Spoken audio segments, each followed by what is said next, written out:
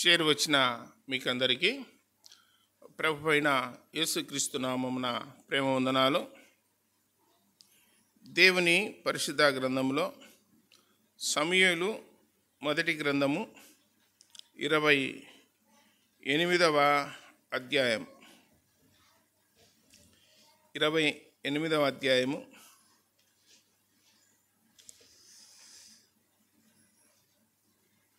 5వ వచనం నుండి చదువుతున్నా. సౌలు ఫిలిష్తీయుల దండును చూచి మనసునందు భయకంపమునుంది. యెహోవా యొద్ద విచారణ చేయగా యెహోవా స్వప్నము ద్వారానైనను ఊరీము ద్వారానైనను ప్రవక్తల ద్వారానైనను ఏమియూ సెలవు ఇవ్వకుండెను. 15వ వచనం. సమూయేలు నన్ను పైకి రమ్మని నీవెందుకు తొందర పెట్టితవని సౌలును అడగగా, సౌలు నేను బహుశ్రమలో ఉన్నాను, ఫిలిష్తీయులు నా మీదికి యుద్ధమునకు రాగా దేవుడు నన్ను ఎడబాసి ప్రవక్తల ద్వారానైనను స్వప్నముల ద్వారానైనను నాకేమీ సెలవు ఇవ్వక ఉన్నాడు. కాబట్టి నేను చేయవలసిన దానిని నాతో తెలియజెప్పుటకై నిన్ను పిలిపించి తిని అనేను. అందుకు సమూయేలు, యెహోవా నిన్ను ఎడబాసి నీకు పగవాడు కాగా నన్ను అడుగుట వలన ప్రయోజనమేమి? యెహోవా తన మాట తన పక్షముగానే నెరవేర్చుచున్నాడు. నా ద్వారా సెలవిచ్చి ఉన్నట్టు నీ చేతి నుండి రాజ్యమును తీసివేసి నీ పొరుగువాడైన దావీదునకు దాన్ని ఇచ్చి ఉన్నాడు. యెహోవా ఆజ్ఞకు నీవు లోబడక అమాలేకుల విషయములో ఆయన తీక్షణమైన కోపము నెరవేర్చకపోయిన దానిని బట్టి యెహోవా నీకు ఈవేళ ఈ ప్రకారముగా చేయుచున్నాడు. యెహోవా నిన్నును ఇశ్రాయేలును ఫిలిష్తీయుల చేతికి అప్పగించును. యెహోవా ఇశ్రాయేలుల దండును ఫిలిష్తీయుల చేతికి అప్పగించెను.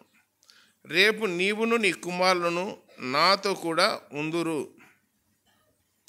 చిన్న మాట ప్రార్థన చేద్దాం.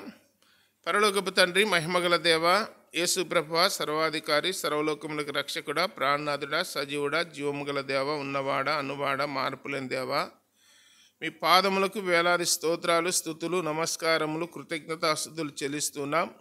మమ్మల్ని అందరినీ ప్రేమించి సజీవులుగా ఉంచి దినాన్ని ఇచ్చి సమయాన్ని ఇచ్చి సంరక్షించి పోషించి కాపాడిన దేవా మీకు స్తోత్రాలు. గోస్పాడు స్థానిక సంఘములో నాయన ఇలాగూ జీవము గల మీ మాటలు, మీ సువార్తను ప్రకటించుటకు కృప చూపినందుకు స్తోత్రములు చెల్లిస్తున్నాం. చదువుకున్న వాక్య భాగాన్ని దీవించి ఆశీర్వదించి మాకు పంచిపెట్టండి. మాకందరికీ వినే చెవి, గ్రహించే మనసు దయచేయండి. శబ్ద యంత్రం ద్వారా బయట ఉన్న ప్రజలు సత్యాన్ని గ్రహించగలిగినట్లు, మీరు నిజమైన దేవుడని, పరలోకానికి మార్గమై ఉన్నారని, పాపములు క్షమించే దేవుడని ప్రజలు తెలుసుకున్నట్లు దయచూపమని ప్రార్థన చేస్తున్నాం. నిద్రమత్తున ఆయాసను దూరపరచండి. మాకందరికీ వినే చెవి, గ్రహించే మనసు దయచేయండి. ఇంకా ఎవరైనా రావాల్సిన వారు ఉంటే వారిని ప్రేరేపించి మందిరానికి నడిపించండి. మీ సన్నిధి మాతో ఉంచి మాతో మాట్లాడి మీరే మహిమ పొందుదరని ప్రియరక్షకుడైన యేసుక్రీస్తు వారి ఘనమైన శ్రేష్టమైన నామమున స్తోత్రములు చెల్లించి బతిమాలి దీనులమై వేడుకొనుస్తున్నాము తండ్రి. ఆమేన్. చదువుకున్న వాక్య భాగములో ఇశ్రాయేలు ప్రజలకు మొట్టమొదటి రాజు ఉన్నాడు. ఆ రాజు పేరు సౌలు. ఈ సౌలు అనే రాజును దైవజనుడు సమూయేలు అభిషేకించి ఇశ్రాయేలు ప్రజల మీద రాజుగా మరి దేవుడే నిర్ణయించినాడు. సమూయేలు అనే దైవజనుడు సౌలు అనేటువంటి ఆయనను ఇశ్రాయేలు ప్రజల మీద రాజుగా అభిషేకించినాడు. దేవుడు కూడా సౌలును నేను రాజుగా నియమిస్తున్నా అని చెప్పి దేవుడు సమూయేలుకు చెప్పినప్పుడు సమూయేలు సౌలును రాజుగా చేసినాడు. ఇప్పుడు ప్రజలను ఏలుతా ఉన్నాడు, ఇశ్రాయేలు ప్రజలను సౌలు అనే రాజు. అయితే ప్రజలను ఏలేటప్పుడు దేవుడు కొన్ని విషయాలు చెప్పినాడు. దైవజనుడు సమూయేలు ఏం చెప్పినాడంటే, అయ్యా, ఒక వారం రోజులున్న తర్వాత నీ దగ్గరికి వస్తాను. అప్పుడు మనము దేవుని దగ్గరికి వెళ్ళి దేవుని దగ్గర బలులు అర్పిస్తాము. అంతవరకు నువ్వు వేచి ఉండు, ఆగి ఉండు, నేను వచ్చిన తర్వాత బలులు అర్పిస్తామని చెప్పి దైవజనుడు సమూయేలు సౌలు అనే రాజుకు చెప్పి వేరే పట్టణానికి వెళ్ళిపోయినాడు సమూయేలు అనే దైవజనుడు. ఈ లోపల ఏం జరిగిందంటే, దైవజనుడు టైం చెప్పినాడు, వారం రోజుల వరకు నేను రాను, నేను వచ్చిన తర్వాత మనము దేవుని దగ్గరికి వెళ్ళి దేవునికి ప్రార్థన చేసి బలులు అర్పించి మనము దేవుణ్ణి సంతోషపెడదాము, సమాధానపరుద్దామని చెప్పి సమూయేలు చెప్పి వెళ్ళిపోయినాడు. సమూయేలు ఎవరంటే దైవజనుడు, సౌలు ఎవరంటే రాజు. దైవజనుడు ఉన్నాడు, రాజు ఉన్నాడు. దైవజనుడు రాజుకు చెప్పినాడు, ఒక వారం రోజుల తర్వాత నేను వస్తాను. మరి రాజు ఏం చేసినాడంటే, దైవజనుడు చెప్పిన మాటను పక్కకు నెట్టేసినాడు. ఆ మాటను పెడచెవిన పెట్టినాడు. ప్రజలు వచ్చి సౌలు రాజు దగ్గరికి, అయ్యా, ఫిలిష్తీయులు అనేటువంటి శత్రువులు మన మీదికి దండెత్తొస్తా ఉన్నారు, మన మీదికి యుద్ధానికి కాలు దూతున్నారు, కాబట్టి ఆ దైవజనుడు ఎప్పుడు వస్తాడేమో, ఆ లోపల ఫిలిష్తీయులు మన మీద పడి యుద్ధం చేస్తారు, కనుక నువ్వేం చేయాలంటే, మేము చెప్తున్నాము కదా నీకు, నువ్వే బలులు అర్పించుకో అని చెప్పి సౌలు అనే రాజుకు ప్రజలు చెప్తే సాహసించి రాజు బలులు అర్పించినాడు. బలులు అర్పించినాక ఆ బలిపీఠం నుండి దిగొచ్చిన వెంటనే దైవజనుడు వచ్చినాడు. అక్కడికి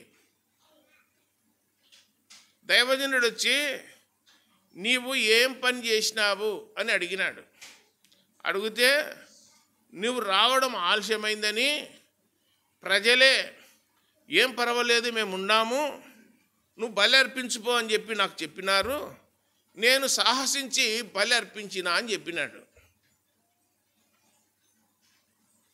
ఇప్పుడు రాజు ఎవరు చెప్పిన మాట విన్నాడు? దైవజనుడు చెప్పిన మాట విన్నాడా? ప్రజలు చెప్పిన మాట విన్నాడా? ప్రజలు చెప్పిన మాట విన్నాడు.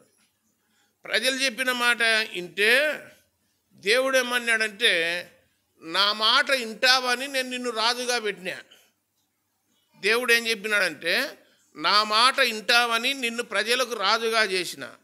నీవు ఈరోజు ఏం చేసినావు? నా మాట చెప్పండి మీరు.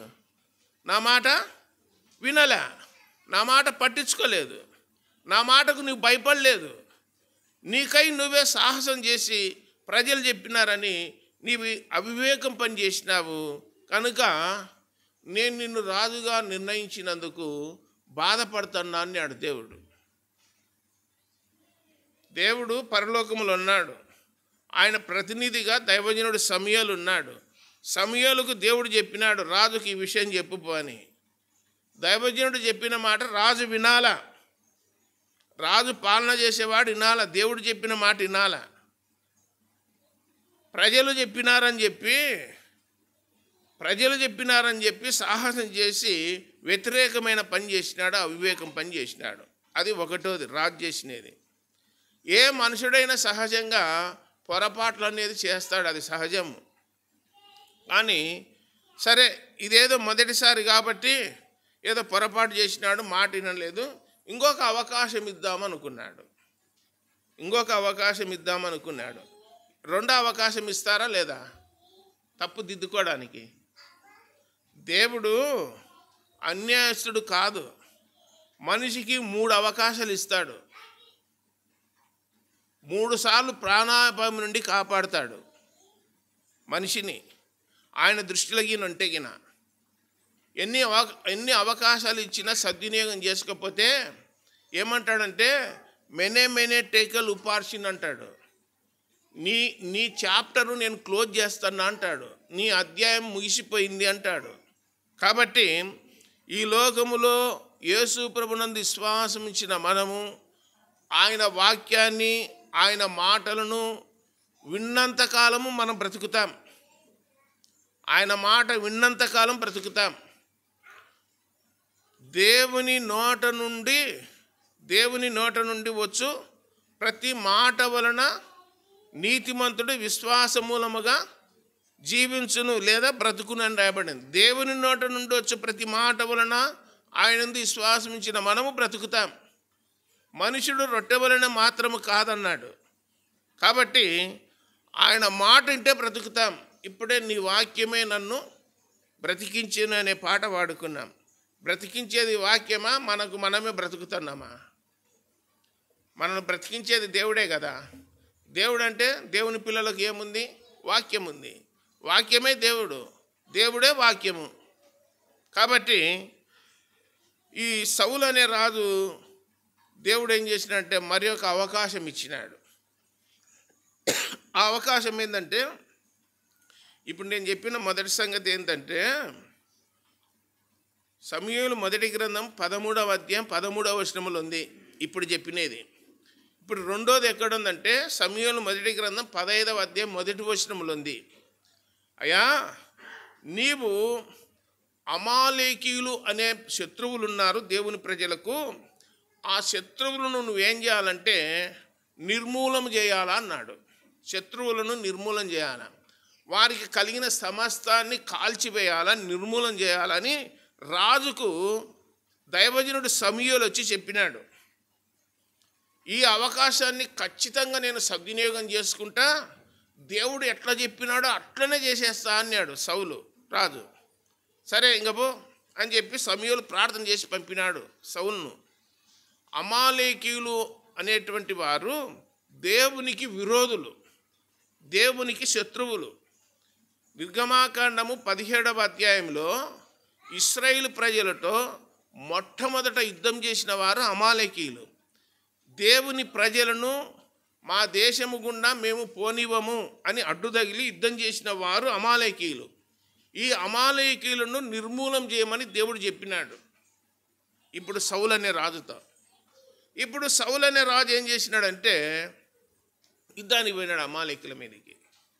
యుద్ధానికి పోయినప్పుడు యుద్ధంలో అందరినీ నిర్మూలన చేస్తున్నారు. నాకెళ్ళి చూడండి, తిక్కోల లెక్కుండా ఆఖరి చాలా తెలుగులో స్పష్టంగా చెప్తున్నా, మీకు అర్థమయ్యేటట్టు ఇందులో రాయబడినది ఏంటంటే, అమాలేకీల పట్టణంలోకి పోతానే మంచి మంచి కోడెలు ఉన్నాయి, కోడదుళ్ళు ఉన్నాయి, మంచి మంచి పొట్టేళ్ళు ఉన్నాయి, కొమ్ములు తిరిగిన పొట్టేళ్ళు ఉన్నాయి, గొర్రెలు ఉన్నాయి, మేకలు ఉన్నాయి, మంచి మంచి బంగారం ఉంది, వెండి ఉంది, అక్కడ డబ్బు ఉంది, అన్నీ ఉన్నాయన్నమాట. వీళ్ళు ఏం చేస్తున్నారంటే యుద్ధం చేసేటప్పుడు దేవుడు ఏమన్నాడంటే సమస్తాన్ని నిర్మూలన చేయమన్నాడు, కాల్చివేయమన్నాడు, ఏది మిగిలియకూడదన్నాడు. దేవుడు కాల్చివేయమని చెప్పినాడు. వీళ్ళు ఏం చేసినారంటే మంచి మంచి కొమ్ములు తిరిగిన పొట్టేళ్లను, మంచి మంచి రంకెలేసే కోడిదుళ్లను పక్కకు పెట్టినారు సపరేట్గా పెట్టి వాటన్నిటిని తీసుకొని వచ్చి సౌలు అనే రాజు ఇంటి దగ్గర ఒక గోడౌన్స్ లాంటిది ఉంటే శాలలో కట్టేసినారు. పొట్టేళ్లను కోడిదుళ్లను పట్టుకొచ్చి శాలలో కట్టేసినారు. దేవుడు ఏం చెప్పినాడు చెప్పండి? ఇళ్ళకు తీసుకొచ్చుకొని కట్టేసుకోమని చెప్పినాడా, నిర్మూలన చేయమన్నాడా? నిర్మూలన చేయమన్నాడు. నిర్మూలన చేయమంటే నిర్మూలన చేయకుండా మంచి మంచివి తీసుకొచ్చుకున్నారు. ఆదివారం పూట మీరు పోతారు తెచ్చుకోనీకి. ఏం తెచ్చుకోనీకి? మంచిది తెలుసు కదా. మంచిదేనా? ఏంది అంత పక్క తెస్తున్నాను? మంచిది అడుగుతారా లేదా? ఖచ్చితంగా అడుగుతారు. ఈయన ఏం చేసినాడంటే మంచి మంచివి తీసుకొచ్చి శాలలో కట్టేసినాడు. దేవుడు ఏది చెప్పినాడో దాని ప్రకారము అనుసరించడం లేదు, పెడచెవిన పెడుతున్నాడు. మొత్తం మీద ఆ అమాలేకుల రాజు పేరు అగగు. ఆయన పట్టుకొని వచ్చినాడు. ప్రజలందరినీ నిర్మూలన చేసినారు. జంతువులను, పశువులను అన్నిటిని నిర్మూలన చేసినారు. బక్కజిక్కినటివి, గుడ్డివి, నడ్డివి, రోగం వచ్చినటివన్నీ నిర్మూలన చేసి మంచివి తీసుకొచ్చుకొని కట్టేసుకున్నారు శాలలో. మరుసటి రోజు యుద్ధం అయిపోయినాక మరుసటి రోజు దైవజనుడు సమూయేలు వచ్చినాడు. ఏం సౌలు యుద్ధం చేసి వచ్చినారా అన్నాడు. బాగా చేసి వచ్చినాం యుద్ధం, బ్రహ్మాండంగా చేసినాం యుద్ధం అన్నాడు. మంచిది, యుద్ధం చేసినావా? యెహోవా ఆజ్ఞ నెరవేర్చినావా అన్నాడు. 100% నెరవేర్చినా అన్నాడు దైవజనుడితో. మరి 100%, 100% నువ్వు దేవుని ఆజ్ఞ నెరవేర్చింటే, నువ్వు నెరవేర్చలేదు అని ఆ కోడలు ఏం చేస్తున్నాయి? రంకెలు ఎచ్చున్నాయి. నువ్వు నెరవేర్చలేదు అని చెప్పి ఆ పొట్టేన్లు, బలిసిన పొట్టేన్లు ఏం చేస్తున్నాయి? అరుపులు అరుచున్నాయి. పొట్టేన్లు అరుచున్నాయి, కోడలు రంకెలు ఎచ్చున్నాయి. ఏందయ్యా రంకెలు ఎచ్చున్నాయి, అరుపులు అరుచున్నాయి అని అడిగినాడు. అప్పుడు సౌలు రాజు నెత్తిగిరుకుంటా, అవా ప్రజలు ఇష్టపడి ఇంత మంచి వాటిని హతం చేయకుండా, నిర్మూలన చేయకుండా, ఇష్టం లేక దేవునికి బలి అర్పిద్దామని తీసుకొని వచ్చినారు అని చెప్పినాడు. ఎవరికంట అవి? మంచి ఎవరికంట? దేవునికంట. దేవుడు చెప్పినాడా? మరి అమాలేకుల పట్టణం మీదకి పోతున్నారు యుద్ధం చేయడానికి, మంచివి తీసుకొచ్చి నాకు బలి అర్పించండి అని దేవుడు చెప్పినాడా? చెప్పలే. కానీ సౌలు రాజు ఏం చేసినాడంటే, మంచివి తీసుకొని వచ్చి శాలలో కట్టేస్తే, అప్పుడు దైవజనుడు వచ్చి, అయ్యా మొదటిసారి అవకాశం ఇచ్చే సద్వినియోగం చేసుకోలే, రెండోసారి అవకాశం ఇచ్చినా నువ్వేం చేసినావు? సద్వినియోగము చేసుకోలే. అంటే దేవుడు అంటే అంత లెక్క జమలేదా నీకు? దేవుడు అంటే అంత లెక్క జమలేదు. భయం లేదు, భక్తి లేదు. నీ ఇష్టం వచ్చినట్టు ప్రవర్తిస్తావా అంటే అంటున్నాడు, అయ్యా అట్లా కాదు, దేవునికే ప్రజలు తీసుకుపోదాం. ఇప్పుడు కూడా ప్రజల మీదే చెప్తున్నాడు. ప్రజలు మంచి వాటిని తెచ్చినారు, నేనేం చేయొచ్చు అంటున్నాడు. నువ్వేం చేయాలా? దేవుడు వద్దన్నాడు, నిర్మూలన చేయమన్నాడు అనాలా. మీకు అర్థం కావాలా కదా? మా ఇంటి దగ్గర మిద్దె పైన ఒక రావి చెట్టు మొలిసింది. రావి చెట్టు ఆ పారాఫిట్ గోడలు అన్నమాట. పారాఫిట్ గోడలో ఒక వారన రావి చెట్టు మొలిసింది. నేనేం చేసినంటే కొడవలు తీసుకొని మట్టసంగా దాన్ని నరికేసినాను. వేర్ల కాటి పీకేసిన కానీ దాని వేర్లు చిన్న వేర్లు, 2-3 వేర్లు పీసులు ఉన్నాయి గోడలు అట్టనే. మళ్ళీ వర్షం పడేళ్ళకి అవి ఏం చేసినాయంటే ఒక నెలకల్లా మళ్ళీ లాక పెట్టింది. రావి చెట్టును వేర్లకాటి పీకేసినా కానీ మళ్ళీ ఏమైంది? అది నీటి తేమ తగిలి మళ్ళీ ఏమైంది? అది మళ్ళీ వచ్చింది బయటికి. లాక పెట్టి ఆకులేసి మళ్ళీ ఒక జానడు కొమ్మ అయింది. అరే ఎర్లకాటి పీకింటి ఇది ఎట్లా వచ్చిందంటే దాని వేరు ఏడొన్నే వచ్చాదంట. తెలుసు కదా? అట్లనే ఇక్కడ కూర్చొని వాక్యం వింటున్నారు కదా, మీ హృదయాలలో లోకానికి సంబంధించింది వేర్లు పెనేసుకొని పోయినాయి హృదయంలో. దేవుడు అంటున్నాడు, వేర్ల కాటికి పీకర్రా అంటున్నాడు. మొత్తం పీకర్రి, ఏమి ఉండకూడదు, లోకానికి సంబంధించినటువంటిది ఏది మీ హృదయంలో ఉండకూడదు, శుద్ధి చేసుకోండి అన్నాడు దేవుడు. కొంచెం ఉండాలే ప్రభువా, కొంచెం ఉంటుంది మూలన, కొంచెం ఉంటే ఏం చేస్తుంది? హృదయంలో యేసుప్రభు కాకుండా, యేసుప్రభు వాక్యం కాకుండా హృదయంలో కొంచెం పెట్టుకునేమనుకో లోకాన్ని, యేసుప్రభు ఉంటాడా? ఉండడు. ఇంకా లోకమే పెట్టుకోరు, ఇంకా నేను అక్కర్లేదంటాడు. యేసుప్రభు హృదయంలో ఉండాలంటే హృదయం ఎట్లా ఉండాలా? శుద్ధిగా ఉండాలా. హృదయ శుద్ధి కలిగిన వారు ధన్యులు. వారు ఎవరిని చూచారు? దేవుని చూచారా, లోకాన్ని చూచారా? ఏందన్నా కండ్లు ఇచ్చింది సున్నికే, నువ్వు బాగా చెప్తున్నావు. కండ్లు ఇచ్చింది సున్నికేనంట. ఏం జున్నికి? సెల్లు జున్నికి, టీవీ జున్నికి, సీరియల్స్ జున్నికి కండ్లు ఇచ్చినాడు. బైబిల్ చదువుకొని కాదు కండ్లు ఇచ్చింది. తెలుసా మీకు? కండ్లు ఇచ్చింది సున్నికేనా? అంతా చూడమన్నాడు, అంతా చూడమన్నాడంట దేవుడు. అంతా చూడమని ఎందుకు చెప్తాడు? చెడ్డబాటిని ఏం చేయాలా? ప్రతిది ఒక్కటి వినొచ్చునా? ప్రతి మాట వినొచ్చునా? మనము చెబితే ఏ మాటలు వినాలా? మంచి మాటలు వినాలా? చెడ్డ మాటలు ఏం చేయాలా? వదిలిపెట్టాలా? మంచి వాటిని చూడాలా, చెడ్డ వాటిని చూడకూడదు. చెడు వినకు, చెడు మాట్లాడకు, చెడు వినకు, చెడు మాట్లాడకు, చెడు చూడకు. మాట్లాడొద్దు, వినకూడదు, చూడకూడదు. వాటికి దూరంగా ఉండమన్నాడు. కోతి బొమ్మలు ఉంటాయి, చూసినారా మీరు? ఒక కోతి కన్ను మూసుకుంటుంది, నేను చూడను, చెడును చూడనని.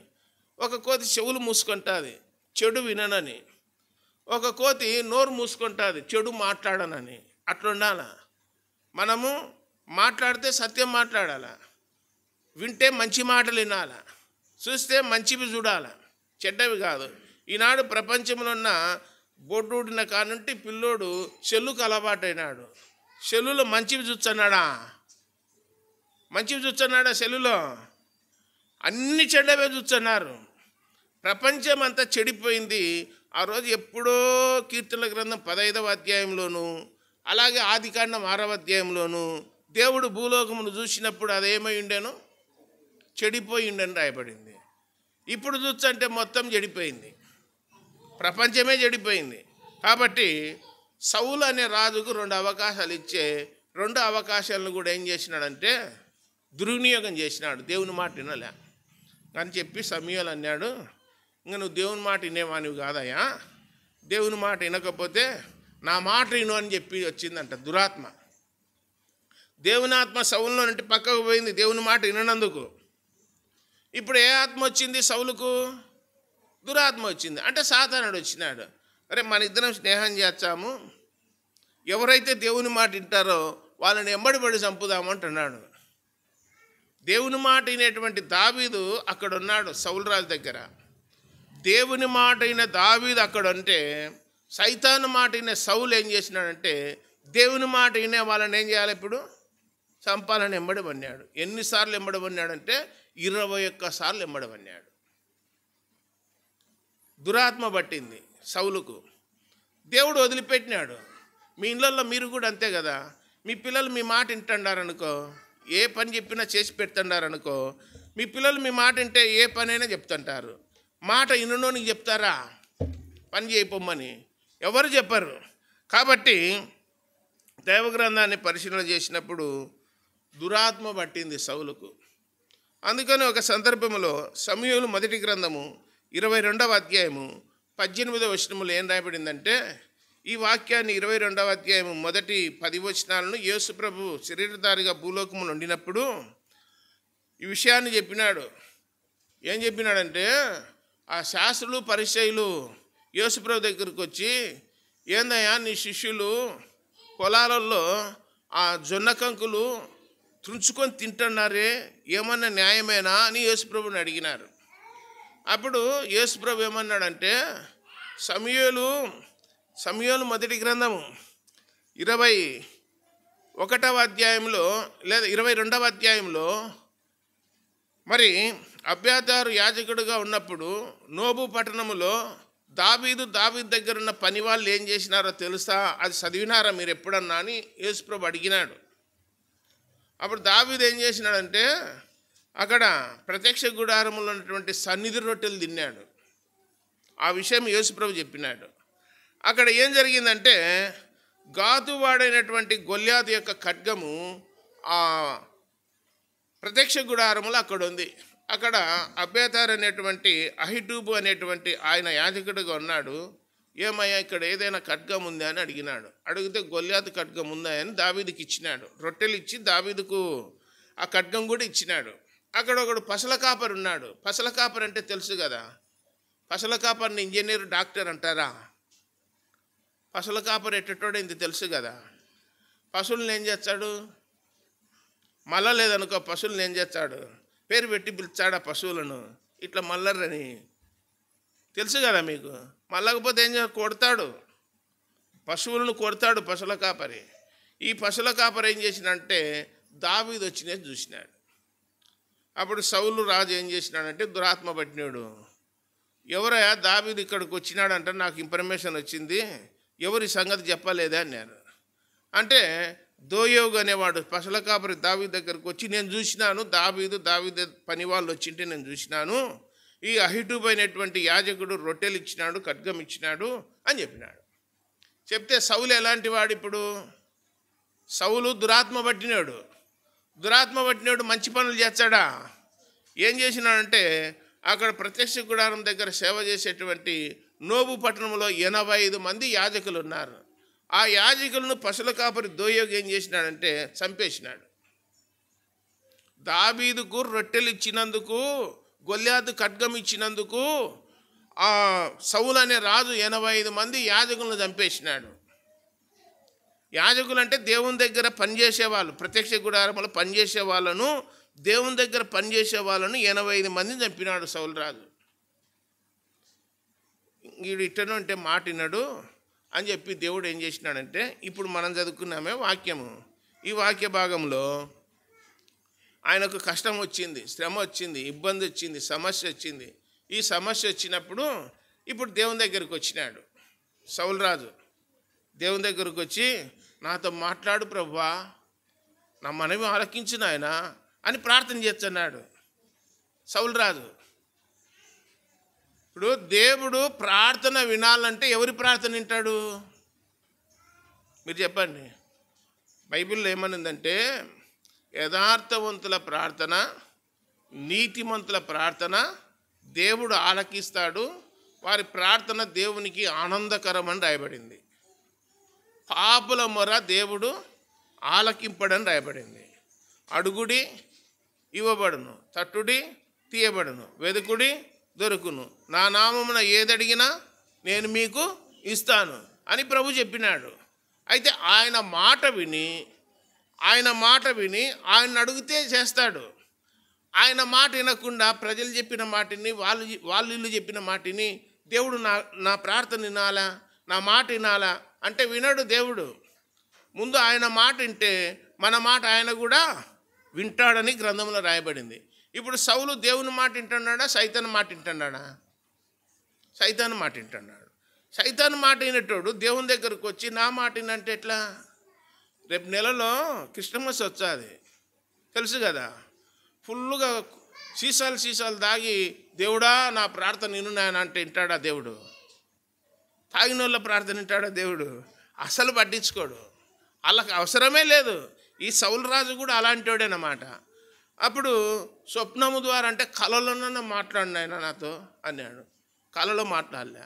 తర్వాత ప్రవక్తల ద్వారా మాట్లాడన్నాడు, ఎవరినన్నా దైవజనన్నా పంపు నా దగ్గరికి అన్నాడు.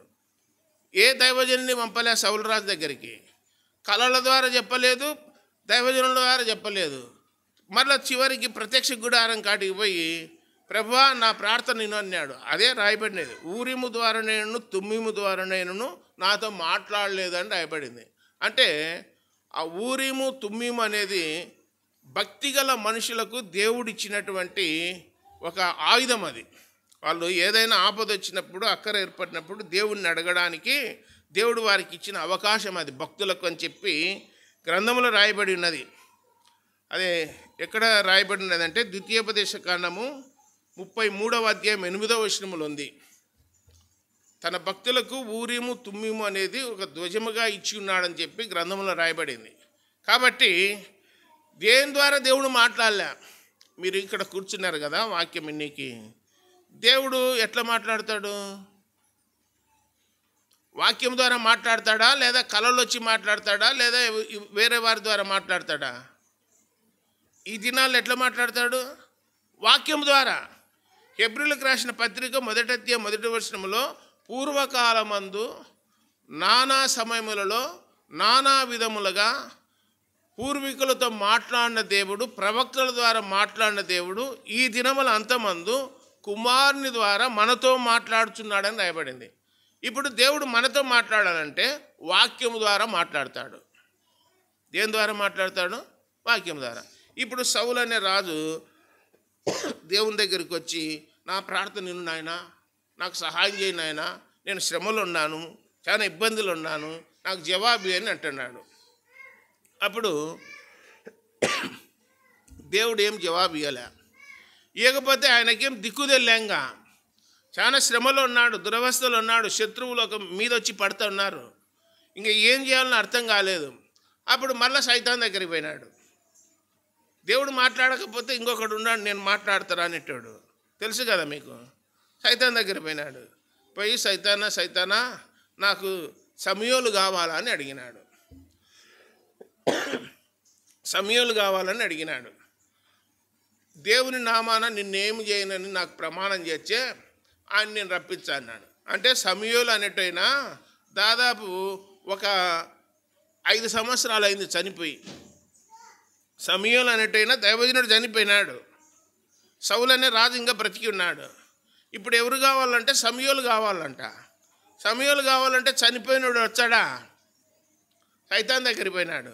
పోయి నాకు చనిపోయినటువంటి సమయోలు కావాలా, ఆయన బయటికి రప్పియ్యరని చెప్పి అడిగినాడు. అడిగితే కర్ణపిశాచం కలిగిన స్త్రీ ఆ మధ్యరాత్రి పూట అక్కడ సైతాన్ శక్తి ద్వారా అడిగినప్పుడు ఆ కర్ణపిశాచం కలిగిన స్త్రీ భూమిలో నుండి ఒక ముసలివాడు దుప్పటి కప్పుకొని పైకి వస్తూ ఉన్నాడు అని చెప్పినది ఆమె చెప్పింది సౌలుకు. అప్పుడు ఈయన మారువేషం వేసుకొని పోయినాడు సౌలు. నేను రాజును అని పోలే, మారువేషం వేసుకొని పోయినాడు ఆ కర్ణపిశాచం కలిగిన స్త్రీ దగ్గరికి. జరిగినది ఏంటంటే అక్కడ నువ్వు సౌలువే, ఒకప్పుడు వీళ్ళనందరినీ తన రాజ్యములో నుండి దూరపరిచినాడు, దూరం చేసినాడు, నిర్మూలన చేసినాడు.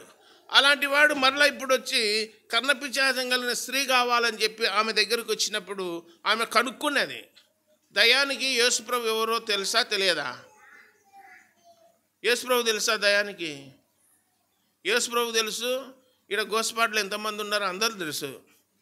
బైబిల్లో రాయబడింది అపొస్తలుల కార్యములు 16వ అధ్యాయంలో లేదా 17వ అధ్యాయంలో స్కేవాయ అనేటువంటి ఒక యాజకునికి 7 కుమారులు ఉన్నారు.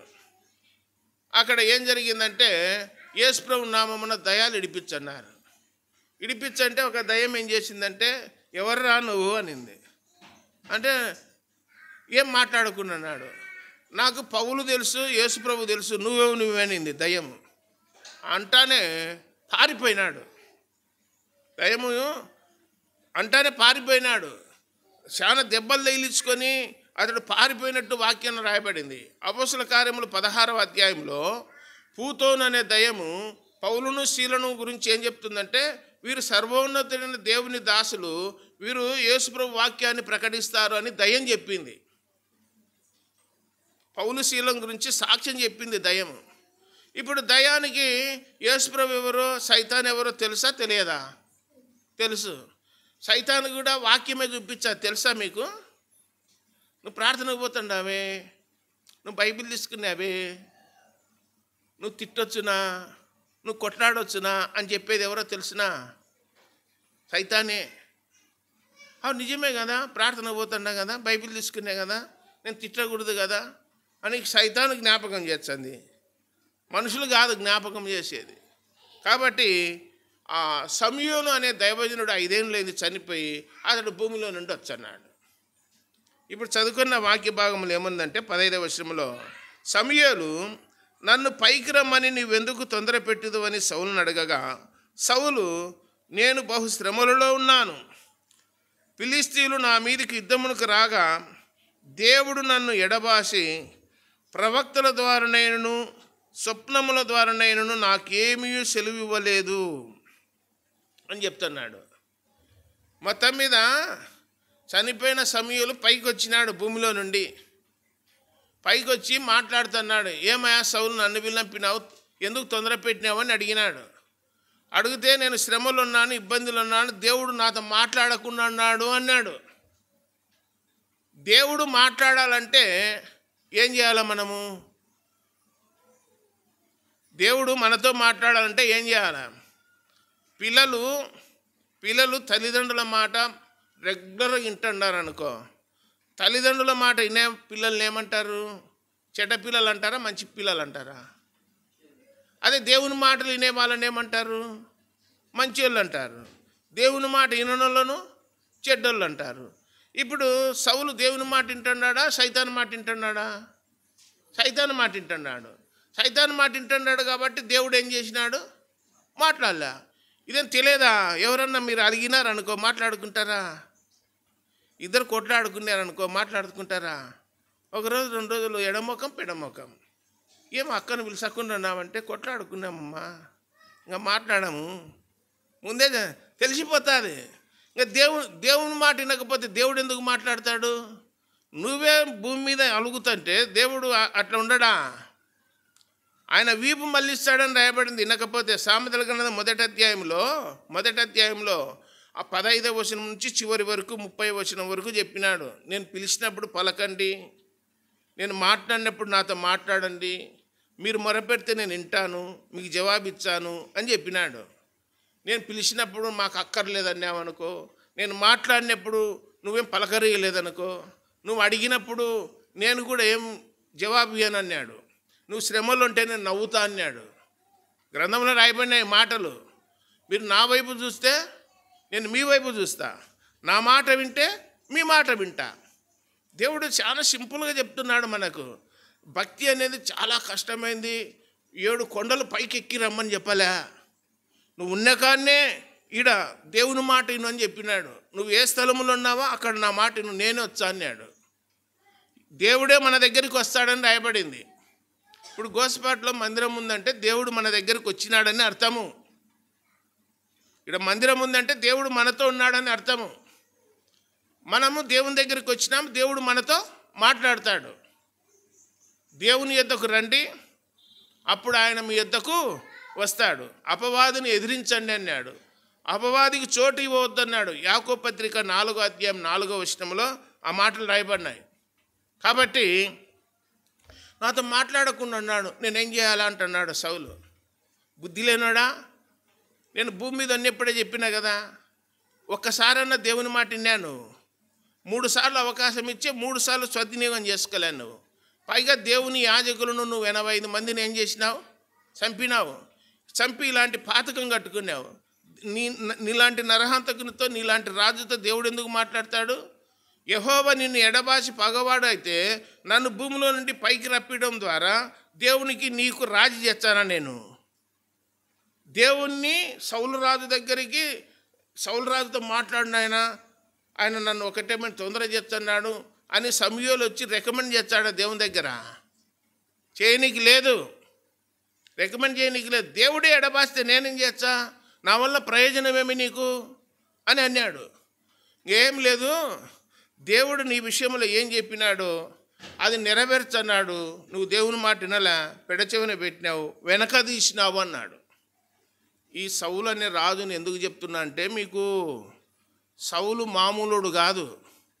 సౌలు దేవుని నమ్ముకొన్నాడే, ప్రార్థనకు వచ్చినోడే, వాక్యం విన్నోడే, పాట పాడినాడే, దేవుణ్ణి ఆరాధన చేసినోడే.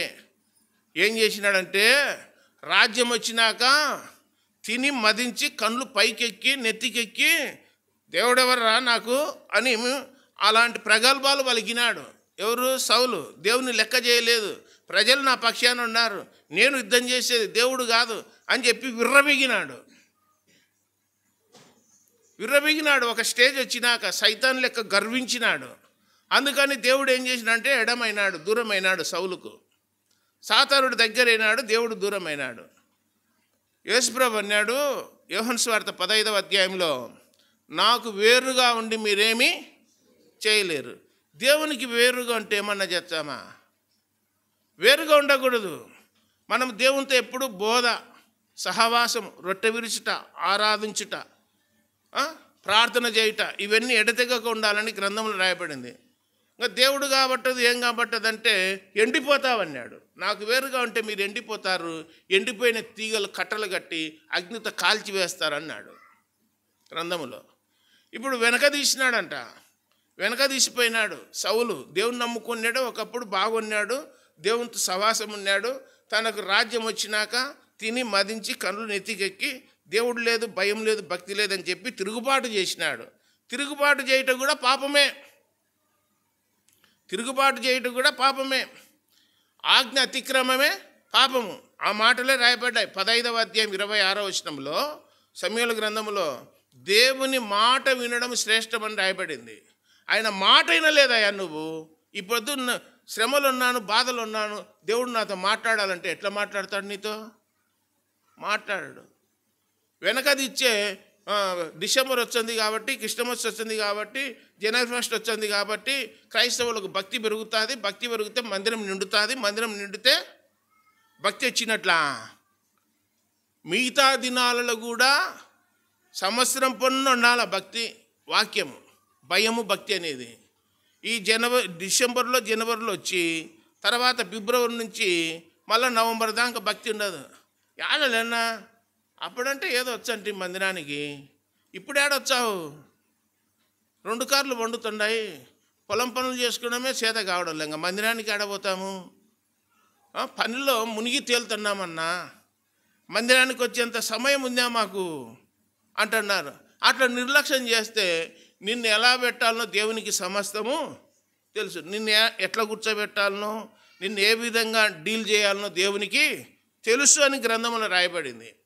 వెనక తీస్తే దేవుని పిల్లలు వెనకబడిపోతే దేవుని ఆత్మకు దుఃఖము అని రాయబడింది, సంతోషం ఉండదని రాయబడింది. హెబ్రీలకు రాసిన పత్రిక 10వ అధ్యాయం 38వ వచనంలో ఎవడైనాను వెనక తీస్తే వాని హృదయములో నా ఆత్మకు సంతోషం ఉండదన్నాడు, దుఃఖం అన్నాడు. వెనకబడిపోకూడదు. దేవుని పిల్లలు వారానికి ఒకరోజైనా వాక్యం వినేది. రోజు ఎన్ని పుట్ల తింటారు? గోస్పాడ్లో అన్నం ఎన్ని పుట్ల తింటారు? రోజు 3 పుట్ల తింటారు. వాక్యము దినం మార్చి దినం. వాక్యం అయితే దినం మార్చి దినం తింటారు, అన్నం మాత్రం 3 పుట్ల తింటారు. ఇదేమన్నా న్యాయమేనా? రోజు తినాల వాక్యము. ఇది జీవాహారమా కాదా? జీవాహారము. రోజు తినాల వాక్యాన్ని. ఏదో ఒక స్థలంలో వినాల, వాక్యం వినాల, చదువుకోవాల. అది దేవుడు చెప్పేది. వెనకబడిపోతే ఆయన ఆత్మకు సంతోషం ఉండదన్నాడు. లోతు భార్యను జ్ఞాపకం చేసుకోండి అన్నాడు యేసుప్రభు. లోతు భార్య ఏం చేసింది? ముందుకు పోయిందా, ఎన్నిక్కిపోయిందా? లోతు భార్య వెనకకు చూసిందా, ముందుకు చూసిందా? వెనకకు చూసి ఏమైంది? ఉప్పు స్తంభం అయింది. ఈరోజు కూడా ఉంది ప్రపంచంలో, ఇజ్రాయెల్ దేశంలో ఉప్పు స్తంభం ఈరోజు కూడా ఉంది. యోబు అనే భక్తుడు ఉన్నాడు కదా, ఒమెన్ అనే ఆ ప్రాంతంలో ఉప్పు స్తంభం ఇప్పుడు కూడా ఉంది. గుర్తు పెట్టుకోర్రి, జ్ఞాపకం చేసుకోర్రి అన్నాడు. వెనకబడిపోతే, వెనక తీసిపోతే ఏం నెమ్మది ఉండదు, సంతోషం ఉండదు అన్నాడు. పేతురు తెలుసు కదా, బైబిల్లో ఉన్న పేతురు. యేసుప్రభు సముద్రం మీద నడుచు అన్నాడు. సముద్రం మీద యేసుప్రభు నడుచుకుంటూ వచ్చంటే నేను వచ్చా ప్రభువా అన్నాడు. రా నా కుమారుడా, నువ్వు నడవడమే నాకు కావాల్సింది, నడుచు అన్నాడు. నేను నడుచు అన్నాడు. నడుచు అన్నాడు. పేతురు ధోనిలో నుండి, పడవలో నుండి సముద్రం మీద కాళ్ళు పెట్టినాడు, పాదాలు పెట్టినాడు. పెడతానే మునిగినాడా? మునగలే. సుమారుగా 4-5 అడుగులు వేసినాడు సముద్రం మీద. వేసినాక వెనకకు చూసినాడు. యేసుప్రభుకి వెళ్ళి చూసినంతసేపు మునగలే. వెనక్కి చూసినాడు. వెనకకు చూసి ఏమైనాడు? మీరు చెప్పండి, ఇంటికి పోదాం, టైం అయింది. వెనకకు చూసి ఏమవుతుంది? మునిగిపోయినాడు. దిక్కులు చూచే మక్కులు ఇరుగుతాయన్నాడు. డ్రైవింగ్ చేసేటోడు ఎన్నికి చూసినాడు అనుకో, డ్రైవింగ్ చేస్తున్నాడు అనుకో, 2 వీలర్ కానీ, బస్సు కానీ, కారు కానీ డ్రైవింగ్ చేసేటోడు వెనకకు చూస్తున్నాడు అనుకో, మాటికి ఏమవుతుంది? అంతే భక్తి జీవితంలో కూడా మనం వెనకకు చూసినామనుకో యాక్సిడెంట్ అవుతుంది, ప్రమాదం అవుతుంది.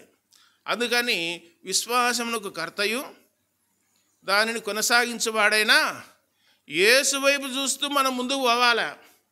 అక్కకెళ్ళి అన్నకెళ్ళి, అన్న వాళ్ళు బాగలేరన్నా మేము రాము, అక్క వాళ్ళు బాగలేరు మేము రాము, వాళ్ళకెళ్ళి వీళ్ళకెళ్ళి ఎవరు చూడమన్నారు నిన్ను? వాళ్ళకెళ్ళి వీళ్ళకెళ్ళి కాదు, దేవునికి వెళ్ళి చూసి మందిరానికి రావాలా, వచ్చి వాక్యం వినాలా. ఎవరికి వాళ్ళే దేవుని దగ్గర లెక్క చెప్పుకోవాలా.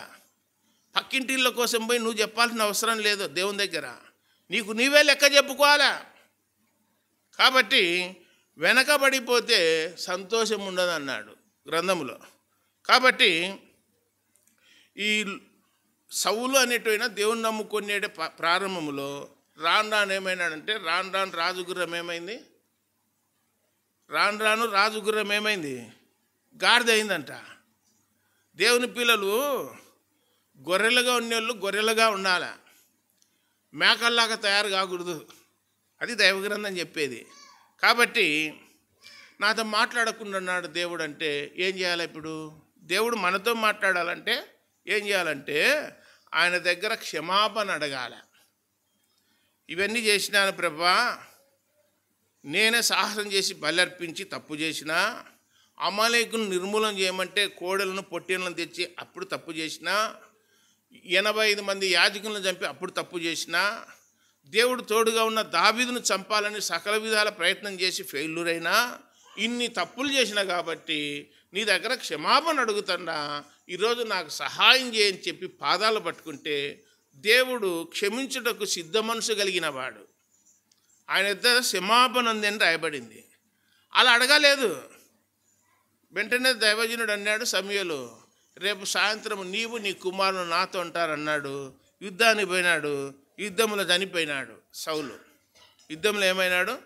చనిపోయినాడు. ఆయన కుమారులు చనిపోయినారు. సమూయేలు ఎక్కడికి పోయినాడు? అక్కడికి పోయినారని చెప్పి గ్రంథంలో రాయబడింది. ఇందులో పాఠం ఏంటంటే యేసు ప్రభువునందు విశ్వాసం ఇచ్చిన మనము ఎప్పటికీ కానీ వెనకబడిపోకూడదు, తిరుగుబాటు చేయకూడదు, వాక్యాన్ని పెడచెవిన పెట్టకూడదు. పెడచెవిన పెట్టి తిరుగుబాటు చేసి వెనకదీసిన సౌలు ఏమైనాడో మన జీవితాలు కూడా అంతే. ప్రభు మనతో ఉండాలంటే సహవాసంలో ఉండాలా, వాక్యం వింటూ ఉండాలా, బలపడుతుండాలా. దేవుడి తలంపులన్నింటినీ దీవించునుగాక. ప్రార్థన. పరలోకపు తండ్రి, మహిమగల దేవా, యేసు ప్రభువా, మీ పాదాలకు వేలాది స్తోత్రాలు నాయన. గోస్పాడు స్థానిక సంఘములో జీవముగల మీ మాటలు ప్రజలు విన్నారు, అందును బట్టి స్తోత్రాలు. దేవా స్తోత్రములు, పరిశుద్ధ స్తోత్రాలు నాయన. మీ యందు విశ్వాసం ఉంచిన మేము ఎలా మీ మాట వినాలనో, ఎలా మీ మార్గములో నడవాలనో, ప్రవర్తించాలనో లేఖనాల్లో రాయించినందుకు మీకు స్తోత్రాలు చెల్లిస్తున్నాం. గ్రామంలో ప్రజలు అనేకులు తండ్రి మీ వైపు మలడానికి స్థానిక సంఘాన్ని ఒక స్తంభముగా, దీపస్తంభముగా, వెలుగుగా ఉంచమని ప్రార్థన చేస్తున్నాం. అనేకులు పాప క్షమాపణ మానమనసు పొంది మీ సన్నిధికి రాగలుగుటకు మార్గము సరళం చేయమని ప్రార్థన చేస్తున్నాం. సాతాను చీకటి శక్తిని దూరపరచండి. చేరువచ్చిన ప్రజలను దీవించి ఆశీర్వదించండి. విన్న వాక్యము హృదయంలో భద్రపరుచుకొని అలాగ ముందుకు సాటు కృప చూపండి. స్థానిక సంఘాన్ని 30 60 100 అభివృద్ధిపరచండి. ఆయన బాధ్యత కలిగి సంఘాన్ని నడిపిస్తున్న మా సోదరుడు ప్రసాద్ను, అలాగే ఇంకా కొందరు బాధ్యత కలిగిన వారు ఉన్నారు. పేరు పేరున జ్ఞాపకం చేసుకుని వారిని వారి కుటుంబాలను కాపాడమని, దీవించమని ప్రార్థన చేస్తున్నాం. ప్రజలు వెళుతున్నారు, మీ దీవెన ఆశీర్వాదాలతో పంపి మంచి ఆరోగ్యము, నెమ్మది, బలము, శక్తి, సత్వ చేకూర్చి మీరే మహిమ పొందుదురని, సహాయం చేదురని ప్రియరక్షకుడైన యేసుక్రీస్తు వారి సర్వశక్తి గల జీవము గల నామమున స్తోత్రములు చెల్లించి బతిమాలి దీనులమై వేడుకొనుచున్నాము తండ్రి. ఆమేన్. అందరికీ వందనాలమ్మా. వందనాలు.